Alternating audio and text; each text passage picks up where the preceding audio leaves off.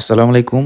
আমার পছন্দের সেই ব্রাহ্মা গরুকে আজকে আমরা কৃমিনাশক করে দিব। এই গরুটা হাট থেকে কেনার পরে কিন্তু আমরা কোয়ারেন্টাইন রাখছিলাম। কোয়ারেন্টাইন চলার পরে কিন্তু আমরা আইভারমেকটিন গ্রুপের এমেকটিন প্লাস ইনজেকশন অত্যপরজীবী এবং বহিঃপরজীবী দমনের জন্য কিন্তু আমরা এমেকটিন প্লাস ইনজেকশন দিয়েছিলাম চামড়া নিচে। যেহেতু গরু ক্রয়ের প্রায় 2 থেকে 3 সপ্তাহ পর কলিজা কেমরি, ফিতা কেমরি এবং পেটের যে অন্তরনালী কৃমি আছে, তো এগুলো মারার জন্য ট্রাইকোবেন্ডাজল এবং লিবামিজল গ্রুপের যে ট্যাবলেটগুলো আছে, তো এই ট্যাবলেটগুলো কিন্তু আমরা আজকে গরুকে খাওয়াবো। কৃমিনাশক খাওয়ানোর সময় কিন্তু অবশ্যই আপনাকে কিছু বিষয়ে সতর্কতা থাকতে হবে। যখন আমরা গরুকে কৃমিনাশক খাওয়াবো, তো অবশ্যই কিন্তু গরুটাকে খালি পেটে খাওয়াতে হবে। আইভারমেকটিন ইনজেকশন দেওয়ার 2 সপ্তাহ পরে কৃমিনাশক ট্যাবলেট আমরা মুখে খাওয়াবো। ট্যাবলেট খাওয়ানোর আগে কিন্তু অবশ্যই গুঁড়া করে বোতলের মধ্যে রাখতে হবে। প্লাস্টিকের বোতলে করে দেই না, কারণ ওষুধ যখন মুখের মধ্যে প্রবেশ করানো হয় তখন কিন্তু এই মুখের চাপ লেগে, দুই পাশের চেয়ালের চাপ লেগে কিন্তু বোতলগুলো কুচকে যায় এবং সম্পূর্ণ ওষুধ কিন্তু প্রবেশ করানো যায় না। বাজারে যে ধরনের শক্ত কাচের বোতল পাওয়া যায়, তো এই ধরনের বোতলে করে কিন্তু আমরা গরুগুলাকে ট্যাবলেট খাওয়াই। তো তার আগে কিন্তু অবশ্যই ভালোভাবে ট্যাবলেটগুলো ভালোভাবে গুঁড়া করে নিতে হবে। এরপরে কিন্তু পরিমাণ মতো পানি দেই, যাতে অতি সহজে যাতে পেটের ভিতরে প্রবেশ করে। যে কোনো ধরনের ওষুধ খাওয়ানোর সময় কিন্তু অবশ্যই সতর্কতার সাথে খাওয়াতে হবে, যাতে শ্বাসনালীতে প্রবেশ না করে।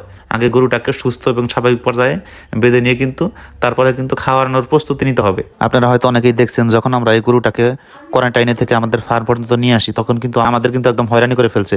তো তাই আজকেও আর কি একটু টেনশন হইতেছে যে গরুটাকে যদি সুস্থভাবে কৃমিনাশক না খাওয়াইতে পারি। অনেক ক্ষেত্রে কিন্তু গরু দেখা যায় যে হা করানো যায় না, অনেক কষ্ট হয়, যেহেতু এটা কিন্তু মাশাআল্লাহ অনেক বিগ সাইজের গরু। আপনারা এই গরুটার জন্য অবশ্যই দোয়া করবেন।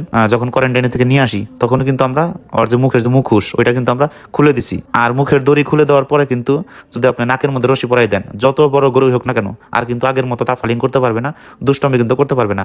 আর নাকের মধ্যে দড়ি থাকলে কিন্তু গরু জাবর কাটতে সুবিধা এবং যে কোনো ধরনের ওষুধ খাওয়াতে কিন্তু অনেক সুবিধা হয়। কোনো প্রকার পরিশ্রম করতে হয় না। কৃমিনাশক খাওয়ানোর সময় কখনোই গরুর সাথে জোরাজুরি করি না। তো গরুটাকে সুন্দরভাবে হা করানোর পরে কিন্তু আমরা জিহ্বাটা আলগা রাখি এবং স্বাভাবিক পর্যায়ে হা করাই। তো এরপরে গরুর যখন কৃমিনাশক দিই, তখন কিন্তু আমরা কাচের বোতল ব্যবহার করি, যাতে বোতলটি কুচকে না যায় এবং কোনো ধরনের কোনো দুর্ঘটনা না ঘটে। আর অবশ্যই কৃমিনাশক খাওয়ানোর সময় শ্বাসনালীতে প্রবেশ না করে এই বিষয়ে সতর্ক থাকতে হবে। আর গরুকে কিন্তু অবশ্যই প্রতি 3 মাস পর কৃমিনাশক দিতে হবে। এখন অনেকের ধারণা যে আমরা এত ঘন ঘন গরুকে ওষুধ দিই কেন বা কৃমিনাশক করে দিই কেন। আসলে গরুর পেটে আপনার কৃমি আছে কিনা সেটা বোঝার একমাত্র উপায় কিন্তু গোবর পরীক্ষা করতে হবে। সফল এবং প্রতিষ্ঠিত খামারি হতে হলে আপনাকে অবশ্যই নিয়মিত 3 থেকে 4 মাস পর পর গরুগুলোকে কৃমিনাশক এবং নিয়মিত ভ্যাকসিন করতে হবে। তো আল্লাহ তাআলা যেন আমাদের এবং আপনাদের সবগুলো গরুকে সুস্থ রাখে, ভালো রাখে এবং নিরাপদ রাখে।